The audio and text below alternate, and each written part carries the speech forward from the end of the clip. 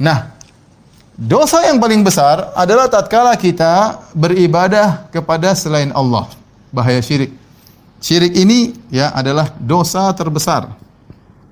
Dosa terbesar. Kalau kita bayangkan dosa apapun, maka yang paling besar adalah syirik. Mau dosa membunuh, mau dosa durhaka, mau dosa memperkosa, dosa merampok, yang paling besar adalah syirik, ya. Dosa syirik. Kenapa bisa demikian, ya? Dosa terbesar karena menjatuhkan hak utama Allah, hak utama Allah, yaitu diibadahi. Hanya Dia yang diibadahi. Hanya Dia yang berhak diibadahi.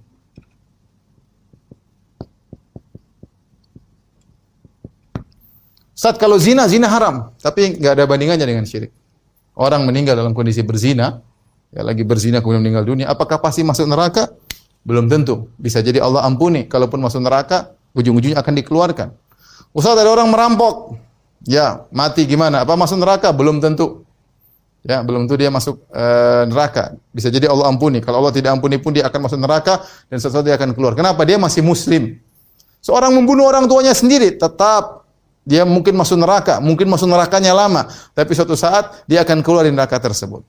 Tapi kalau orang melakukan syirik, Islamnya batal. Kenapa? Karena semua dosa-dosa yang lain tadi, membunuh, berzina, merampok, itu semua berkaitan dengan hak manusia. Adapun syirik berkaitan dengan hak Allah. Allah yang kasih rizki sama Anda, Allah yang menghidupkan Anda, Allah yang menciptakan Anda, tidak ada menjadi ada. Kemudian Anda beribadah kepada makhluk seperti Anda, sama-sama diciptakan. Ya. Maka ini sangat tidak benar. Ketika Rasulullah SAW ditanya, ayu dzambi a'zam, ya Rasulullah, dosa apa yang paling besar? Maka Nabi mengatakan, anta ja'ala lillahi niddan wa huwa khalaqak.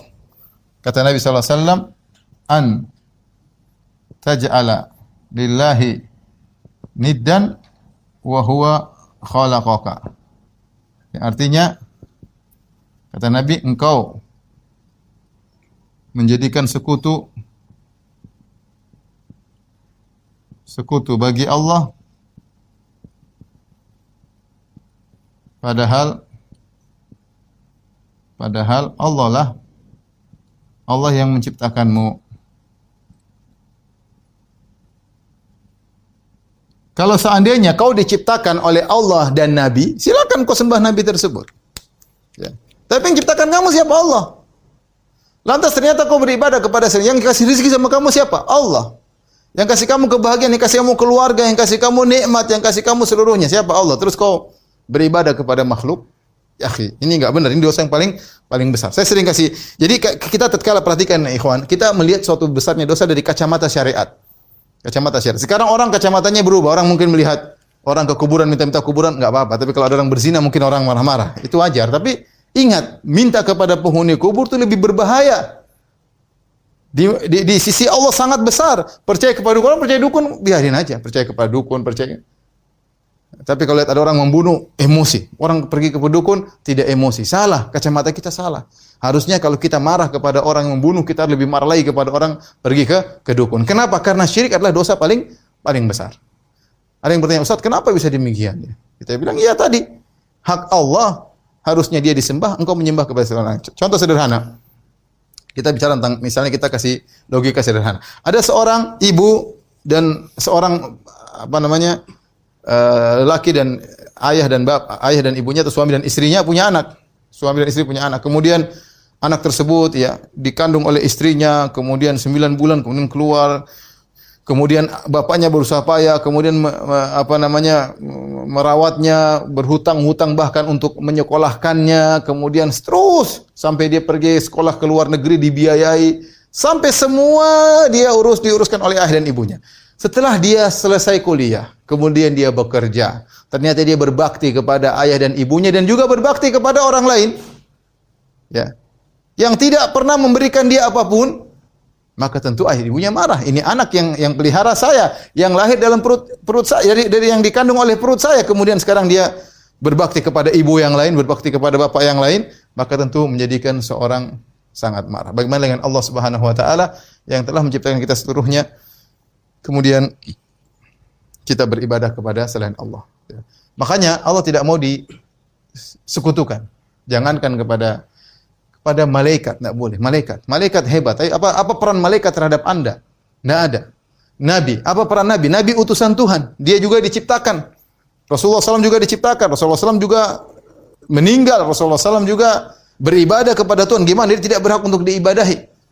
Maka syirik ini sangat dosa terbesar, berbahaya. Ya, dan adalah engkau menjadikan sekutu bagi Allah, padahal Allah yang menciptakan engkau. Dia dosa terbesar.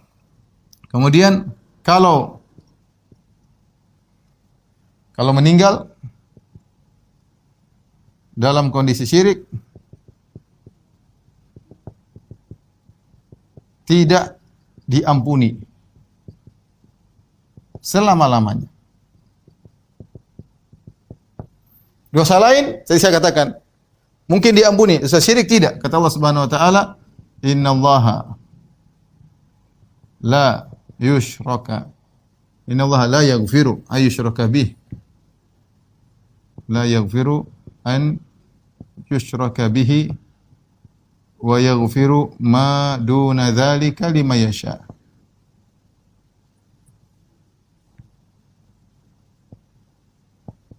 Kata Allah Subhanahu wa taala, sungguhnya Allah tidak mengampuni dosa syirik dan Allah mengampuni dosa selain syirik bagi yang Allah kehendaki. Zina, merampok, membunuh, durhaka kepada orang lain semuanya termasuk duna dzalik, selain syirik. Selama dosa tersebut selain syirik, maka masih ada kemungkinan meskipun 1% masih ada kemungkinan Allah maafkan. Ya. Tapi kalau syirik tidak akan diampuni. Begitu orang meninggal kondisi syirik, man mata wa huwa yad'u min dunillahi niddan dakhalan nar. Barang siapa yang meninggal dalam kondisi berdoa kepada selain Allah, berdoa kepada nabi, berdoa kepada Yesus, berdoa kepada mayat, minta-minta kepada pohon, minta-minta kepada wali-wali yang sudah mati, minta-minta kepada jin, meninggal dalam neraka selama-lamanya abadi. Adapun orang mungkin lagi berzina kemudian meninggal sebagaimana sebagian orang lagi berzina di hotel kemudian meninggal dunia ya. Taib, apakah dia pasti masuk neraka? Belum tentu. Selama dosa tersebut selain syirik masih mungkin diampuni. Ada kemungkinan, entah berapa persen itu urusan Allah Subhanahu wa taala. Kata Allah, lima yasha bagi Allah kehendaki. Kalaupun Allah tidak ampuni, kemudian masuk dalam neraka, disiksa, dibakar, ada saatnya dia keluar. Ada saatnya dikeluarkan. Karena dalam satu hadis disebutkan ada orang-orang disebut dengan jahannamiyun. Siapa jahannamiyun? Itu orang-orang yang pernah disiksa dalam neraka jahanam kemudian dikeluarkan masuk surga. Di leher mereka ada suatu tanda. Orang-orang penghuni surga tahu, oh ini alumni neraka disebut jahannamiyun. Kemudian mereka masuk surga. Ya. Tapi kalau syirik tidak ada. Kemudian di antara bahaya syirik, ya, jika melakukan kesyirikan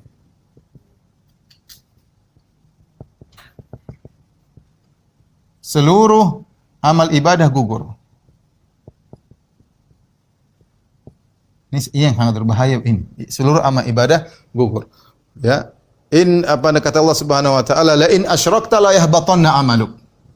Kata Allah, la in asyrakta la yahbatanna amaluka wa la takunanna minal khasirin. Kalau kau berbuat syirik maka gugur seluruh amalanmu, seluruh amalmu. Seorang kalau merampok, korupsi, dia dosa tapi tidak menggugurkan seluruh amalannya. Kalau seorang mungkin melakukan dosa-dosa tertentu, dia dihitung dimasuk dalam timbangan dosa tapi tidak mempengaruhi yang lainnya ya. Secara umum seperti itu. Memang ada dosa yang ibadah tapi secara umum dosa dihitung sendiri, amal soleh itu nanti ditimbang pada hari kiamat oleh Allah Subhanahu wa taala. Berbeda dengan syirik akbar. Seorang melakukan syirik akbar, seluruh amal dia gugur. Contoh, seorang 60 tahun beramal soleh. 60 tahun beramal soleh, mungkin haji, umrah, sedekah. Tiba-tiba di penghujung hayatnya kemudian dia berdoa, ya Abdul Qadir Jailani, tolonglah aku. Ya wali fulan, dia sebut-sebut walinya, minta tolong kepada mayat. Dia ngomong begitu, ya madad, seperti sebagian orang datang kepada kuburan, ya madad, ya Abdul Qadir, bahasa Arab artinya pertolonganmu, wahai Abdul Qadir Jailani, pertolonganmu ya Sayyid al-Badawi, wahai Sayyid Badawi, pertolonganmu. Dia ngomong gitu cuma 5 menit. Amal dia 60 tahun gugur seluruhnya. Waliyadzubillah. Selama ini soleh berbakti berbuat, tahu-tahu dia percaya sama dukun. Dukun meramal tentang ilmu gaib, dia percaya. Dia mungkin percaya cuma berapa detik, cuma 1 menit dia percaya, selesai gugur seluruh amal solehnya. Makanya hati-hati, Allah tidak ridha, ya. Disekutukan dengan seorang pun dalam ibadahnya. La malakun muqarrabun, tidak boleh kepada malaikat, wala nabiyyun mursal, dan juga kepada nabi yang diutus, tidak boleh. Dan orang-orang kita dapati sekarang, orang-orang mereka punya syubhat dalam hal ini. Malaikat saja, ya. Malaikat yang mengatur hujan, malaikat yang mengatur gunung, malaikat maut yang mencabut nyawa. Boleh enggak kita berdoa sama malaikat maut? Malaikat maut jangan cabut nyawaku. Enggak boleh, karena kita minta yang nyuruh dia Allah Subhanahu wa taala. Malaikat penurun hujan. Malaikat Mikail menurunkan hujan, kemudian kita berdoa, Mikail turunkan hujan kepada, enggak boleh kalau minta hujan sama Allah Subhanahu wa taala. Itu malaikat yang benar-benar mengatur dengan izin Allah. Saya ulangi. Malaikat yang benar-benar mengatur dengan izin Allah, tidak boleh kita minta kepada malaikat. Apalagi dengan orang-orang dalam kuburan yang enggak bisa apa-apa. Kemudian kita minta sama penghuni kubur tersebut yang tidak bisa apa-apa. Lantas sebagian orang-orang sufi mereka mengatakan seperti dalam kitab Jawahirul Ma'ani. Dia mengatakan Abdul Qadir Jailani seorang ulama, ya. Tapi orang-orang mengkultuskannya berlebihan. Kata mereka dalam kitab Jawahirul Ma'ani, Abdul Qadir Jailani diberikan kun oleh Allah. Jadi kalau dia bilang kun fayakun. Dia bilang ini mana dalilnya? Abdul Qadir Jailani dikasih kun fayakun sama Allah. Jangankan Abdul Qadir Jailani rahimahullah. Nabi Muhammad SAW tidak pernah dikasih kun sama Allah Subhanahu wa taala. Nabi terluka dalam perang Uhud, terluka ini darah, gigi beliau patah sampai beliau mengatakan bagaimana beruntung suatu kaum yang melukai nabinya. Nabi marah. Kalau Nabi dikasih kun, mampuslah kalian pasukan kaum musyrikin, jadilah kalian semut, ya. Kun fayakun. Nabi saja tidak dikasih kun. Sekarang mereka bikin cerita, Abdul Qadir Jailani dikasih kun fayakun oleh Allah sehingga mereka minta kepada Abdul Qadir Jailani. Syirik. Kalau seorang misalnya di tengah lautan, misalnya di tengah lautan kemudian berombak menerpanya, kemudian tiba-tiba di tengah ombak yang besar dia mengatakan, ya Abdul Qadir Jailani aghithni, ya Abdul Qadir tolonglah aku. Ini syirik akbar. Kenapa seakan-akan Abdul Qadir Jailani yang mungkin mayatnya dikubur di Irak atau di Arab seakan-akan masih hidup dan maha mendengar apa yang dia ucapkan, sehingga meskipun dia di Indonesia ngomong Abdul Qadir Jailani di Irak bisa dengar, ini berarti maha mendengar kan? Sama seperti Allah. Dan dia bisa mengatur pantai, bisa mengatur ombak, ya. Ini syirik.